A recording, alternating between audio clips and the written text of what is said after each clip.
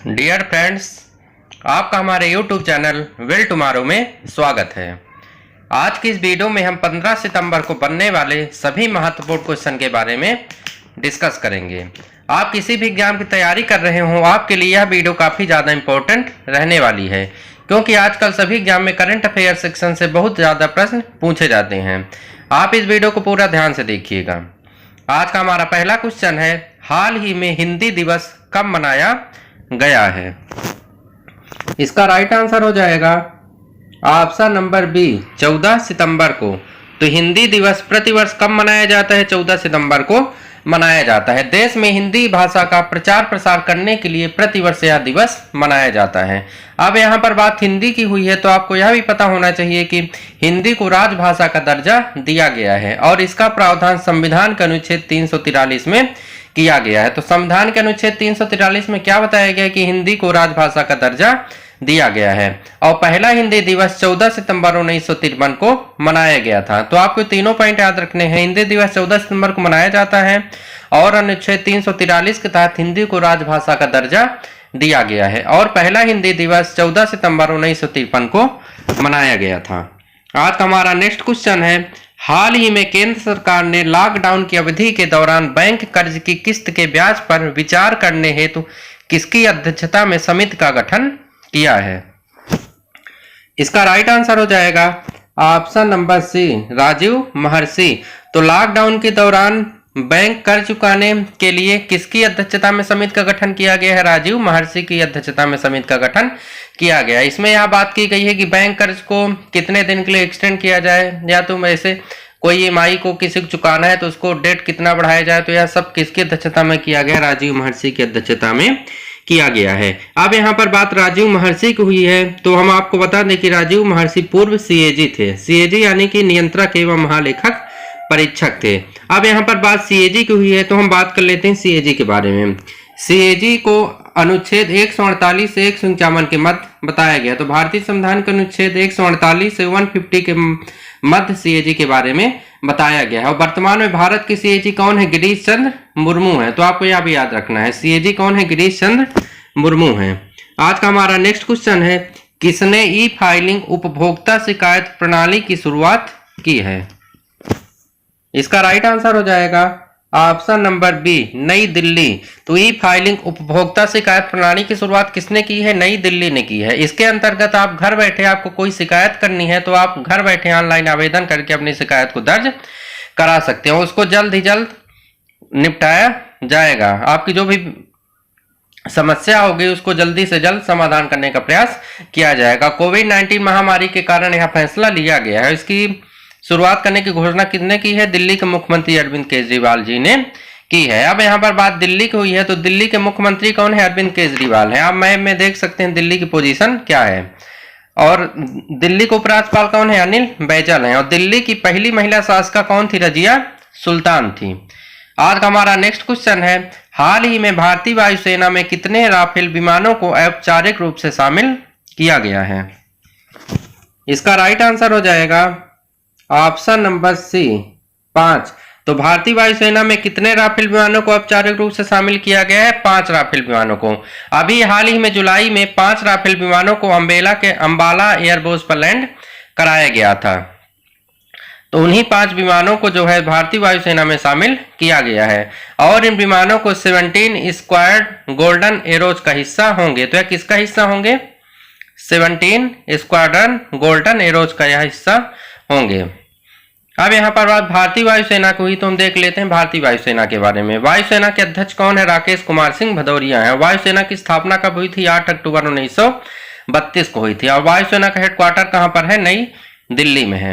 आज का हमारा नेक्स्ट क्वेश्चन है, नौवहन मंत्रालय द्वारा समुद्री क्षेत्र के सभी प्रकार के विवादों के लिए शुरू किए गए विवाद समाधान तंत्र का नाम क्या है? इसका राइट आंसर हो जाएगा ऑप्शन नंबर सी, सरोद पोर्ट्स। तो नौवहन मंत्रालय द्वारा जो समुद्री विवाद को समझाने के लिए जो समाधान तंत्र बनाया गया उसका नाम क्या है? सरोद पोर्ट्स है। उसका फुल फॉर्म क्या है? Society for affordable redressal of disputes ports. इसके अंतर्गत यह किया गया है कि समुद्र से संबंधित बंदरगाह के आसपास जितने विवाद होंगे उनको कम समय में बहुत ही अच्छी तरीके से इस समाधान तंत्र के द्वारा निपटाया जा सके। इससे क्या होगा, समय भी बचेगा और किसी को कोई दिक्कत नहीं होगी और सभी को सभी समान प्रकार से विवादों का निपटाया कराया जा सकेगा। आज का हमारा नेक्स्ट क्वेश्चन है, एनएसडीसी ने किस कंपनी के साथ रोजगार में सुधार प्रदान करने के लिए युवाओं को निःशुल्क डिजिटल कौशल प्रशिक्षण प्रदान करने के लिए भागीदारी की है? इसका राइट आंसर हो जाएगा option number D, LinkedIn. NSDC ने लिंक्डइन के साथ रोजगार में सुधार के लिए साझेदारी की है। इसके अंतर्गत क्या होगा कि डिजिटल इंडिया को बढ़ावा दिया जाएगा। इसके अंतर्गत शिक्षा प्रदान करने के लिए ई स्किल डिजिटल प्लेटफॉर्म के अंतर्गत लोगों को कैसे शिक्षित किया जाए, इसी के लिए इन दोनों कंपनियों ने आपस में बातचीत की है। अब यहाँ पर बात राष्ट्रीय कौशल विकास की हुई है तो हम देख लेते हैं उसके बारे में। राष्ट्रीय कौशल विकास निगम के सीईओ कौन है? मनीष कुमार है और इसका हेडक्वार्टर कहाँ पर है? नई दिल्ली में है। और एनएसडीसी ने यह साझेदारी लिंक्डइन के साथ की है तो हम देख लेते हैं उसके बारे में। तो उनके सीईओ कौन है? रायन लोजनेस्की। और लिंक्डइन का हेडक्वार्टर कहाँ पर है? कैलिफोर्निया, अमेरिका में है। आज का हमारा नेक्स्ट क्वेश्चन है, केंद्रीय गृह मंत्रालय ने हाल ही में किस मंदिर को विदेशी अंशदान विनिमय अधिनियम पंजीकरण की अनुमति दी है? इसका राइट आंसर हो जाएगा ऑप्शन नंबर सी, स्वर्ण मंदिर।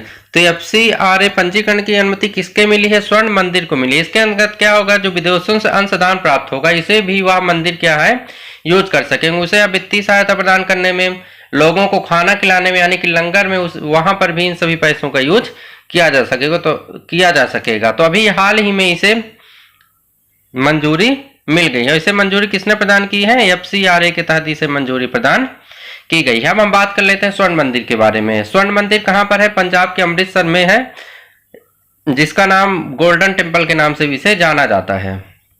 आज का हमारा नेक्स्ट क्वेश्चन है, मूडीज ने वित्त वर्ष 2020-21 में भारत की जीडीपी विकास दर कितने प्रतिशत रहने का अनुमान जताया है? इसका राइट आंसर हो जाएगा ऑप्शन नंबर बी, -11.5%। तो मूडीज ने कोरोना वायरस महामारी के कारण 2020-21 में भारत की जीडीपी 11.5% निगेटिव रहने का अनुमान जताया है। यह सब किसके कारण हो रहा है? कोरोना वायरस महामारी के कारण, क्योंकि इससे सरकार बहुत घाटे में जा रही है। इसके अलावा मूडीज ने 2021-22 के लिए भारत की अर्थव्यवस्था की जीडीपी 10.6% धनात्मक होने का अनुमान लगाया है। मतलब यह हम कह सकते हैं कि अगले साल जो होता है जीडीपी मूडीज के अनुसार बढ़ सकती है 10.5%। अभी फिलहाल 11.5% निगेटिव है। आज का हमारा नेक्स्ट क्वेश्चन है, फरवरी 2021 में बेंगलुरु में एरो इंडिया 21 का कौन सा संस्करण आयोजित किया जाएगा? इसका राइट आंसर हो जाएगा ऑप्शन नंबर बी, 13वां। तो बेंगलुरु में एरो इंडिया 21 का कौन सा संस्करण आयोजित किया जाएगा? 13वां संस्करण आयोजित किया जाएगा। यह बेंगलुरु में एलका में आयोजित किया जाएगा। तो आपको इसका भी नाम याद रखना है, कहां पर आयोजित होगा? बेंगलुरु में एलहंका में आयोजित किया जाएगा। यह एरो इंडिया एशिया का सबसे बड़ा एयर शो है और विमानन प्रदर्शनी है, जिसे 1996 के बाद से बेंगलुरु में द्विवार्षिक रूप से आयोजित किया जाता है। तो यह पॉइंट याद रखना है, यह एशिया का सबसे बड़ा एयर शो और विमानन प्रदर्शनी है। आज का हमारा नेक्स्ट क्वेश्चन है, यूएस ओपन टेनिस टूर्नामेंट का खिताब किसने अपने नाम किया है? इसका राइट आंसर हो जाएगा option number A, Naomi Osaka ने।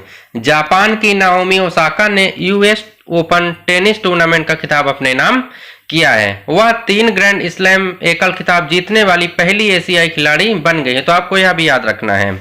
अब कल के क्वेश्चन का आंसर है, विश्व स्वास्थ्य संगठन WHO के दक्षिण पूर्वी एशियाई क्षेत्र के 73वें सत्र की मेजबानी किस देश ने की है? इसका राइट आंसर था ऑप्शन नंबर बी, थाईलैंड। तो दक्षिण पूर्वी एशियाई क्षेत्र के 73वें सत्र की मेजबानी किसने की है? थाईलैंड ने की है। अब हम बात कर लेते हैं इसकी अध्यक्षता किसने की है। भारत की तरफ से इसकी अध्यक्षता स्वास्थ्य और परिवार कल्याण मंत्री डॉक्टर हर्षवर्धन ने किया है। अब आपके लिए आज का क्वेश्चन है, किस देश ने अंतरिक्ष यान NG-14 साइग्नस का नाम पूर्व अंतरिक्ष यात्री कल्पना चावला के नाम पर रखने की घोषणा की है? इस क्वेश्चन के आंसर को आप हमारे कमेंट बॉक्स में बता सकते हैं। दोस्तों, आपको यह वीडियो कैसा लगा कमेंट बॉक्स में जरूर बताइएगा। यदि आपको यह वीडियो अच्छा लगा तो इसे लाइक करिएगा और अपने दोस्तों के साथ शेयर करिएगा। और यदि आप इस चैनल पर नए हैं तो इसे सब्सक्राइब भी करिएगा, जिससे आपको आगे आने वाली वीडियो की नोटिफिकेशन आसानी से मिल सके। Thanks for watching video.